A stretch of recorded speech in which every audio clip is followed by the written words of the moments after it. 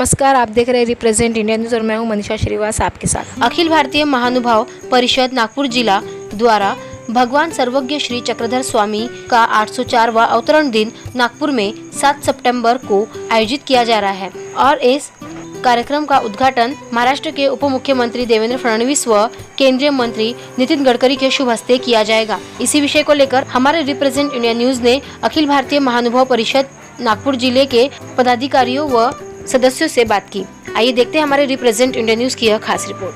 Madam, जो भगवान चक्रधर स्वामी है उनका अवतरण दिन मनाया जा रहा है, तो आप क्या बताना चाहेंगे उसके बारे में? मेरा नाम सोनाली नागापुरकर है।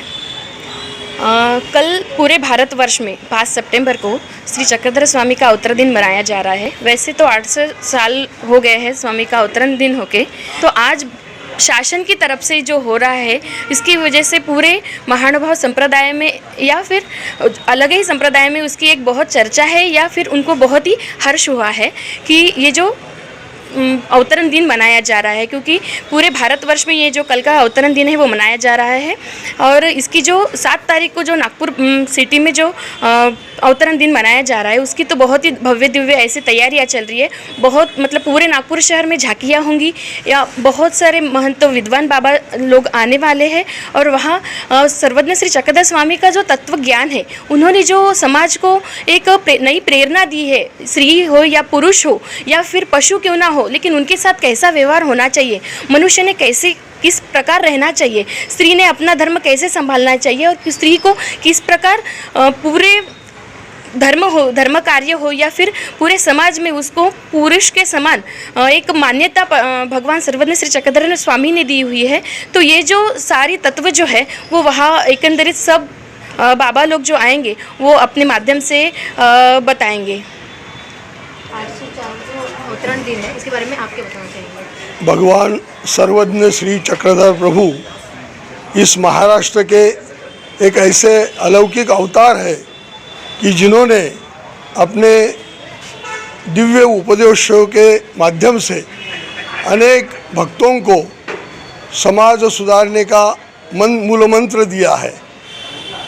सभी मानवों में समता होनी चाहिए, स्त्रियों को भी अधिकार प्राप्त होना चाहिए और पशु प्राणी पक्षी कीटक वगैरह जो भी कोई प्राणी है उनको भी हमारे से कोई तकलीफ नहीं होनी चाहिए।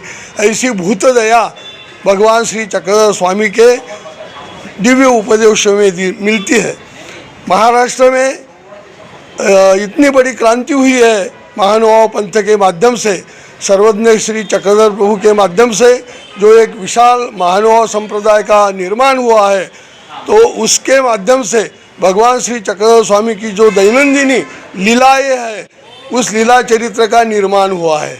और महाराष्ट्र में मराठी का पहला गद्य ग्रंथ आद्य गद्य ग्रंथ लीला चरित्र निर्माण हुआ है। उसके पहले मराठी में कोई ग्रंथ लिखने की व्यवस्था नहीं थी। उसके बाद महदंबा नाम की भगवान श्री चक्रधर प्रभु की शिष्या थी, उन्होंने एक पहला काव्य मराठी में निर्माण किया है। महदंबेचे ढवळे इस नाम से वो प्रसिद्ध है। और अनेक जो विद्वान शिष्य थे उन्होंने साथी ग्रंथ जैसे अत्यंत साहित्यिक अलंकारिक दृष्टिकोण से महत्वपूर्ण जो साहित्य के प्रकार है उनके माध्यम से साथी ग्रंथ का निर्माण किया। अनेकों ग्रंथों का निर्माण हुआ। आज तक 6500 के ऊपर ग्रंथ महानुभावों ने निर्माण किए हैं और उसके माध्यम से हमारा जीवन सुफल हो सकता है। यही प्रेरणा सबको देनी है। सर, जैसे कि अभी हम देख रहे हैं स्वतंत्रता महिलाओं को मिली है, लेकिन कहीं ना कहीं जैसे हमने कोलकाता का भी केस देखा, तो ऐसे जो आरोपी है, ऐसे जो नियत के जो लोग हैं, उनके लिए आप क्या कहना चाहेंगे? ये बहुत बड़ी विकृति है समाज में। भगवान श्री चक्रधर प्रभु ने पहले से ही सभी वर्गों को सूचित करके सावध किया है कि स्त्रियों ने कैसा रहना चाहिए और पुरुषों ने कैसा बर्ताव करना चाहिए। स्त्रियों का आदर पुरुषों ने करना चाहिए और स्त्रियों ने भी अपनी लज्जा से अपना रक्षण करना चाहिए। भगवान का एक सूत्र है, लज्जारूप धर्म स्त्रियांसी रक्षण। आजकल सिनेमा नाटक वगैरह देखते हैं हम, और कैसे कैसे मुझे उनके चित्र देखते हैं और उससे क्या होता है कि समाज में एक विकृतीकरण, विकारवश आदमी कुछ तो भी अनाचार करता है, अत्याचार करता है, भ्रष्टाचार करता है, बलात्कार आदि ऐसी घृणित क्रिया करता है। तो ये न हो, इसलिए पुरुषों को अच्छे संस्कार मिलने चाहिए।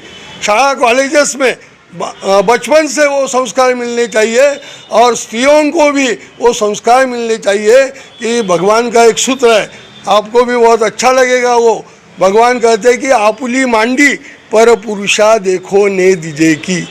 स्त्रियों ने भी ऐसा रहना चाहिए कि अभी अंग प्रदर्शन नहीं करना चाहिए। और इस वजह से क्या होगा, समाज का एक अच्छा खासा चित्र हमारे सामने दिखेगा। लेकिन क्या होता है कि अपने अपने स्वतंत्रता के माध्यम से स्वैराचार निर्माण हो गया है।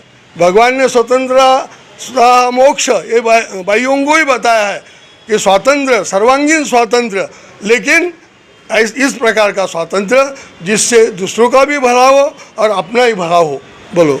लेकिन कहीं ना कहीं ऐसा नहीं लगता आपको कि जब लड़का पैदा होता है तो उसको जब वो बड़ा होता है तो माँ बाप कहते हैं कि तुम लड़के हो, तुम कुछ भी कर सकते हो, और लड़की है तो लिमिट में रहो, अपनी मर्यादा में रहो। लेकिन लड़के हैं तो उनको बिल्कुल फ्रीडम छोड़ देते हैं, वो आवारागर्दी करते हैं, रोड में बन के बाहर घूमते रहते हैं, बाइक चलाते हैं, स्टंट आप देख सकते हैं। तो ऐसे जो माँ बाप है उनको आप क्या कहना चाहिए? नहीं, उनको तो ऐसा मुझे संस्कार होना चाहिए, वो माँ बाप के ऊपर ही संस्कार नहीं, इसलिए उनके बच्चे को वो वैसा उपदेश करते हैं। ऐसा कहना चाहते हैं जैसे कि आजकल के जो माँ बाप है उनके अंदर संस्कार ही नहीं रहे, नहीं संस्कार ही वो संस्कार नहीं दे पा रहे हैं। जिजाऊ माता जैसे हर स्त्री ने अपने बच्चों को संस्कार दिए होते तो शिवबा का जो चरित्र है, जिन्होंने इस महाराष्ट्र का स्वराज्य निर्माण किया इतने यवनों के आक्रमण के पश्चात, तो शिवबा का जो चरित्र था, एक दिन की बात है, शिवबा किसी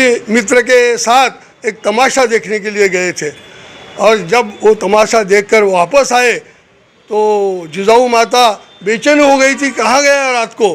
तो वो अपने चक्रा मार रही थी अपने हॉल में, उतने में शिवबा जी आए और शिवबा को बच्चे थे, शिवबा को बोले कहाँ गए थे।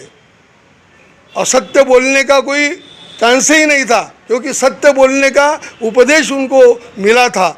उन्होंने कहा माँ मेरी गलती हो गई, मैं तमाशा देखने के लिए गया।